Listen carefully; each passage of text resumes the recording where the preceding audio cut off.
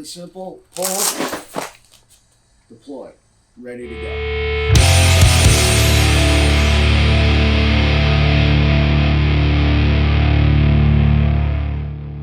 Unboxing the Bodyguard Switchblade.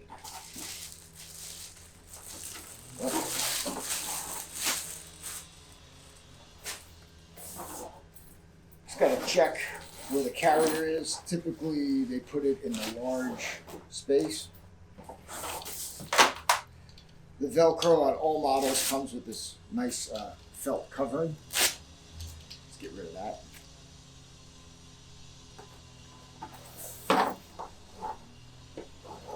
Now in the concealment compartment, we've got our anchor straps. So now we're going to test fit everything. Rip cords, anchor straps, height adjustment. So opening up the concealment chamber, start fishing for these things.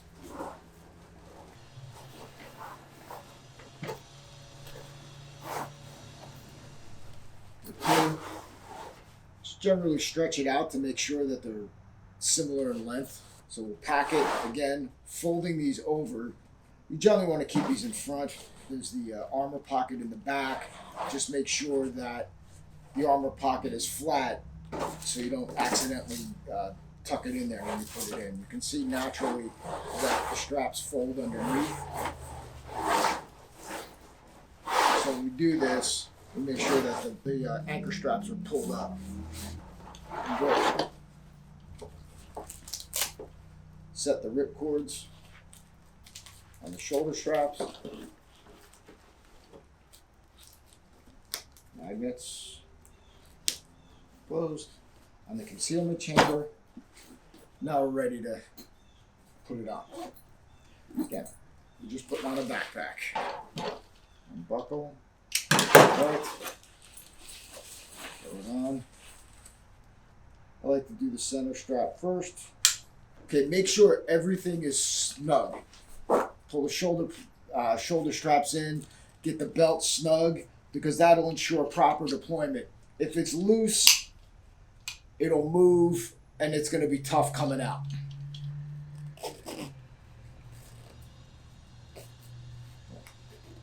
Pull it tight.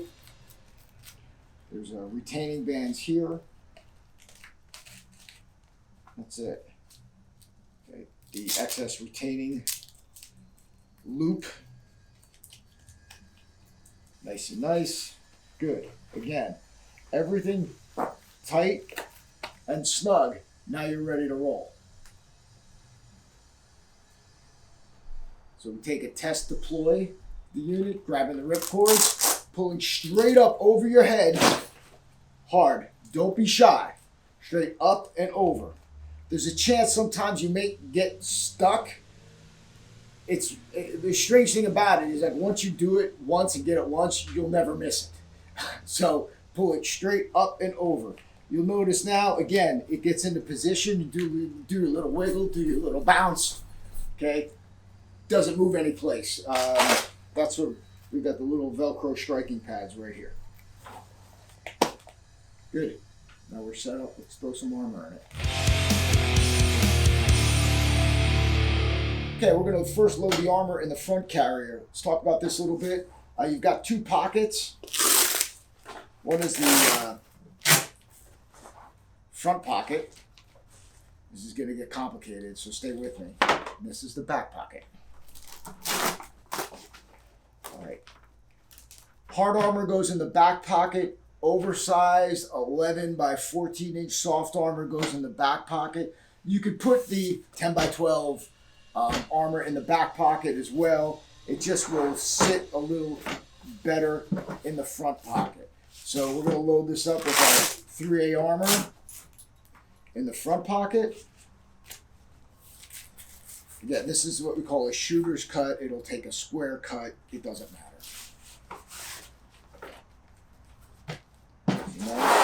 Flip it back over the top. You've got the pocket in the back. Strike face, even though it's not labeled, it's the hard part of this side. Your armor will be labeled with strike face. strike face goes towards the back of the backpack since it will be on your back. Bring it over. Now we're going to load it up. Again, we want to get it so it sits inside. Again, this is just a small detail just for smoother execution so that it folds and the front carrier anchor straps sit on the front of this. So when you first load it in, it's not really going to do that. You can hold these up and then pop it in.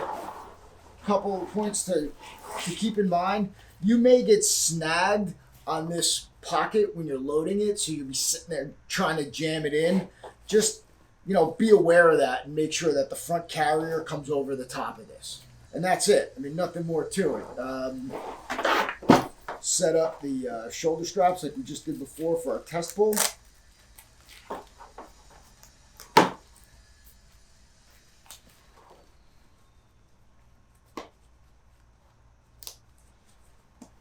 We're going to recommend, just so you get comfortable with it, that you pull it like 5 or 6 times, just load it up, reload it, and just get used to that pull. It's just, again, it's just something to get you comfortable with so that when the time does come, you'll be able to deploy it. And chances are, if you're like me, you'll be showing this off to your friends, and, everybody likes when this thing deploys. So here, just kind of set these a little bit. Get my chest strap in place, pull, set this up, make sure that these are tight. If I need to pull them tighter, I just do that, tuck up the excess. Okay, cool, good. Rip cords here, ready to go, so everything's all loaded up. Really simple, pull, deploy. Ready to go. Again, you can adjust the height so that this will sit properly on you. You can do that with the anchor straps. Really simple. Again, you want this sitting right over your vital target areas. And that's it. Covered, you can move, and we're rolling. And next we'll just put in show you how the hard armor goes in, and we'll be good to go. Okay, loading in the hard armor on the Switchblade. I like to put this in the back of the carrier. Pulling it all the way in, getting the bottom of the pocket in, and then just setting it down. So once it's in here, closing it nice. Good. Over the top of the unit, the pocket in back, strike face, out. Good. It sits in the pocket.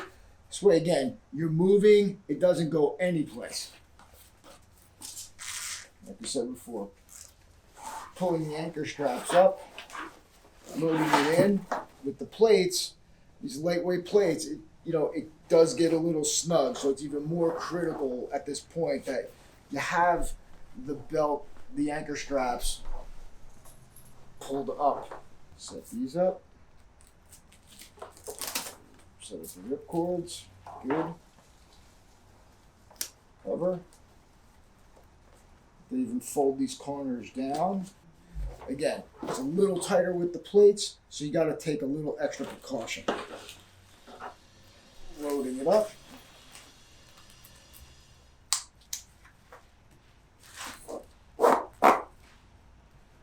Nice and snug. Tighter it is, the easier it's going to deploy, especially with the hard armor. It's not so much a big deal with the soft armor just because we got space. So we're trying to fit this thing in, it's a compromise between, what we can get away with space and, how big we can make this thing. I mean, we want to keep this as small as possible. So again, it's loaded up with the hard armor. Rip. And you're done. So let's talk about oversized armor. 11 by 14 soft armor can go in the back. If you've got multi-curve armor more than this will fit in the front pocket. But with the Switchblade, we recommend you just put the hard armor in the back as well. You can also add a 10 by 12 plate if you've got ICW armor that I mentioned before. Again, there's two types of hard armor. There's standalone armor, which this is, which doesn't require any other ballistic protection, and then there's ICW, which will require a 3A armor to meet that specification. So it's meant to work like this or like this. You can also use oversized panels. Now, these don't go in the concealment chamber. These will go literally in the back where the computer bag is. And this is like a 12 by 16 monster. And yeah, it fits right in here, no problem. So again, if you've got larger armor, you want something that's a little larger than the 10 by 12, we can take it. And again, your computer will fit in here, no problem. And even if this gets too stuffed up on this model, see, we've got multiple computer compartments and tablet compartments and books, and you've got the third compartment as well. I mean, it actually functions as a backpack, as opposed to just being a plate carrier. Of course, you've got your bottle holder here, and an extra compartment here. Really universal. It's got a lot of capacity for you to have, you to handle any type of armor configuration that you need.